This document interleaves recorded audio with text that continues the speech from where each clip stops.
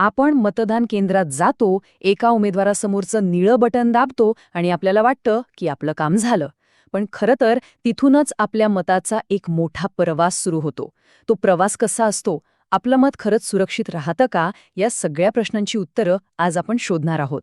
चला, आपल्या मताचा जन्मापासून ते निकालापर्यंतचा संपूर्ण प्रवास समजून घेऊ. तर या प्रवासात आपण 6 महत्त्वाचे टप्पे पाहणार आहोत. यंत्रांच्या ओळखीपासून ते निकालापर्यंत सगळं काही अगदी सोप्या भाषेत. चला तर मग सुरू करूया.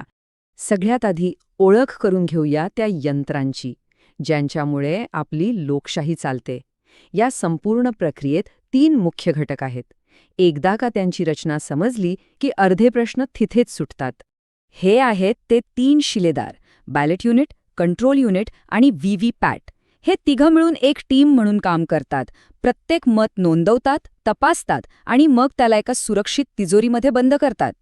आणि हो, सगळ्यात महत्त्वाची गोष्ट म्हणजे ईव्हीएम मशीन हे एक स्टँड अलोन डिव्हाइस आहे. म्हणजे काय? सोप्या भाषेत सांगायचं तर हे एका जुन्या कॅल्क्युलेटरसारखं आहे. त्याला इंटरनेट, वायफाय, ब्लूटूथ असं काहीही जोडलेलं नसतं. त्यामुळे कोणी बाहेरून ते हॅक करेल ही शक्यताच नाही. हीच याची पहिली आणि सगळ्यात मोठी सुरक्षा आहे. आता या टीममधल्या प्रत्येकाचं काम पाहू. डावीकडे आहे बॅलेट युनिट. इथेच उमेदवारांची नावं आणि चिन्ह असतात आणि आपण निळं बटन दाबून आपलं मत देतो. आणि उजवीकडे आहे कंट्रोल युनिट. हा या सगळ्या यंत्रणेचा मेंदू आहे. हे मतदान अधिकाऱ्याच्या टेबलवर असतं आणि प्रत्येक मत त्याच्या मेमरीमध्ये सुरक्षितपणे साठवून ठेवतं. आणि हा आहे या टीमचा तिसरा आणि सगळ्यात महत्त्वाचा सदस्य, व्हीव्हीपॅट. याला आपण पारदर्शकेचा आरसा म्हणू शकतो. कारण आपण दिलेलं मत नक्की कोणाला गेलं हेच यंत्र आपल्याला छापील पावती दाखवून सिद्ध करतं. आपल्या मताचा हा आपल्या डोळ्यांसमोरचा पक्का पुरावा आहे. मताची सुरक्षा फक्त मतदानाच्या दिवशीच नाही, तर त्याच्या खूप आधीपासूनच सुरू होते.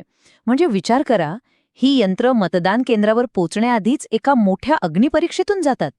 ही प्रक्रिया बघा. आधी प्रत्येक मशीनचा प्रत्येक पार्ट इंजिनियर्स तपासतात. मग काही निवडक मशीन्सवर हजारो मतं टाकून बघतात की सगळं बरोबर काम करतंय की नाही. आणि मग येतो सगळ्यात महत्त्वाचा भाग, रँडमायझेशन. म्हणजे जसं आपण पत्त्यांचा कॅट पिसतो ना, तसंच या मशीन्सना 2 वेळा वेगवेगळ्या पातळ्यांवर अक्षरशः मिसळलं जातं. त्यामुळे कुठलं मशीन कुठल्या बूथवर जाईल हे शेवटच्या क्षणापर्यंत कोणालाही कळू शकत नाही. आणि ही सगळी तयारी काही बंद दाराआड होत नाही बरं का. प्रत्येक टप्प्यावर सगळ्या राजकीय पक्षांचे प्रतिनिधी हजर असतात. त्यांच्या समोरच हे सगळं काम चालतं. प्रत्येक गोष्टीची व्हिडिओग्राफी होते, म्हणजे पूर्ण पारदर्शकता. चला, आता पोचूया थेट मतदानाच्या दिवशी. जेव्हा आपण रांगेत उभे असतो आणि आपला नंबर येतो, तेव्हा आतमध्ये नेमकं काय काय घडतं ते पाहूया. साधारणपणे एखाद्या सरकारी शाळेच्या स्वच्छ खोलीत आपलं मतदान केंद्र असतं. भिंतींवर निवडणुकीची माहिती देणारे रंगीबेरंगी पोस्टर्स लावलेले असतात. सगळी व्यवस्था अगदी सुरळीतपणे पार पडेल अशी रचना केलेली असते. पण अनेकांच्या मनात एक शंका असतेच की आपण जे बटन दाबतो तेच मत नोंदवलं जातं का? या प्रश्नाचं उत्तर आपल्याला पुढच्या काही क्षणांमध्ये मिळणार आहे. तर बघा, सकाळी मतदान सुरू व्हायच्या आधी सगळ्या एजंट्ससमोर मशीनवर मतं टाकून ते परत 0 करून दाखवलं जातं. मग आपली ओळख पटवून बोटाला शाई लावली जाते. त्यानंतर मतदान अधिकारी त्यांच्याकडच्या कंट्रोल युनिटमधून एक क्लिक असा आवाज करून बॅलेट देतात. आपण आत जाऊन आपल्या पसंतीच्या उमेदवारासमोरचं बटन दाबताच एक लांब बीईईप असा आवाज येतो आणि बाजूच्या व्हीव्हीपॅटमधनं व्हर्र असा आवाज करत एक पावती दिसते. आणि हे 7 सेकंद हे लोकशाहीतले सगळ्यात महत्त्वाचे 7 सेकंद आहेत. कारण याच 7 सेकंदांसाठी व्हीव्हीपॅटच्या काचेच्या खिडकीतून आपल्याला आपण कोणाला मत दिलं त्या उमेदवाराचं नाव आणि चिन्ह असलेली छापील पावती दिसते. हाच आपल्या मताचा खरा पुरावा असतो. त्यानंतर ती पावती आपोआप कापली जाऊन खालच्या सीलबंद डब्यात पडते. छान, मतदान तर झालं. पण त्यानंतर काय? मतदान संपल्यावर त्या सीलबंद ईव्हीएमचं काय होतं? त्यांचा पुढचा प्रवास कसा असतो? मतदान संपलं की अधिकारी ती सीलबंद मशीन एका खास सुरक्षित बॅकपॅकमध्ये ठेवतात.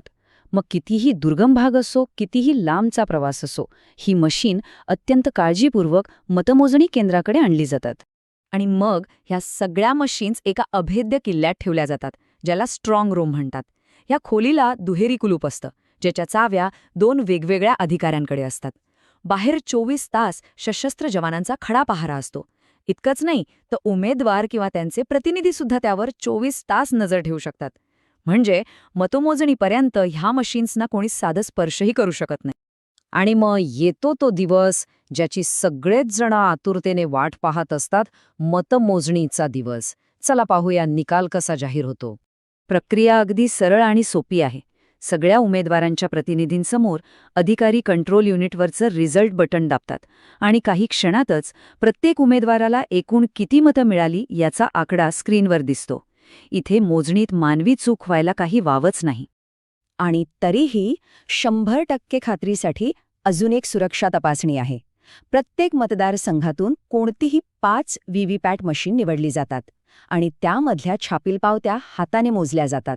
हा आकडा आणि ईव्हीएमचा आकडा जुळला की नाही हे सगळ्यांसमोर तपासलं जातं. याला म्हणतात अंतिम पडताळणी. तर मताचा हा सगळा प्रवास पाहिल्यावर आता आपण पुन्हा एकदा त्या मूळ प्रश्नाकडे येऊया की ह्या प्रणालीवर विश्वास का ठेवायचा. फरक अगदी स्पष्ट आहे. जुन्या मतपत्रिका पद्धतीत शिक्का नीट नाही मारला गेला तर मत बाद व्हायचं. बोगस मतदानाचा धोका होता. मतमोजणीला दिवस लागायचे आणि त्यात चुकाही व्हायच्या. या सगळ्यावर ईव्हीएम व्हीव्हीपॅट प्रणालीने मात केली आहे. ही प्रक्रिया वेगवान आहे, अचूक आहे आणि सर्वात महत्त्वाचं म्हणजे खूप जास्त सुरक्षित आहे. आणि आता सगळ्यात अंतिम आणि निर्णायक सत्य. आजपर्यंत देशभरात हजारो वेळा ईव्हीएमचा निकाल आणि व्हीव्हीपॅटच्या पावत्या यांची पडताळणी झाली आहे, पण त्यात आजपर्यंत कधीही एका मताचा सुद्धा फरक आढळलेला नाही. हाच या प्रणालीच्या विश्वासार्हतेचा सगळ्यात मोठा जिवंत पुरावा आहे. तर मग आपल्या एका मताचा हा इतका सुरक्षित आणि पारदर्शक प्रवास पाहिल्यावर आपल्या लोकशाहीच्या या भक्कम स्तंभावरचा विश्वास नक्कीच वाढतो, नाही का? पुढच्या वेळी जेव्हा आपण ते निळं बटण दाबाल तेव्हा त्यामागे असलेल्या या अभेद्य प्रक्रियेची आठवण नक्की ठेवा. या सुंदर आत्मिक प्रवासात माझ्यासोबत केल्याबद्दल तुमचे खूप खूप धन्यवाद. आणि हे ज्ञान आपल्यापर्यंत पोहोचवणाऱ्या ग्रीन रुद्राक्ष चॅरिटेबल ट्रस्टचे पुन्हा एकदा मनपूर्वक आभार. तुमचा दिवस शुभ असो.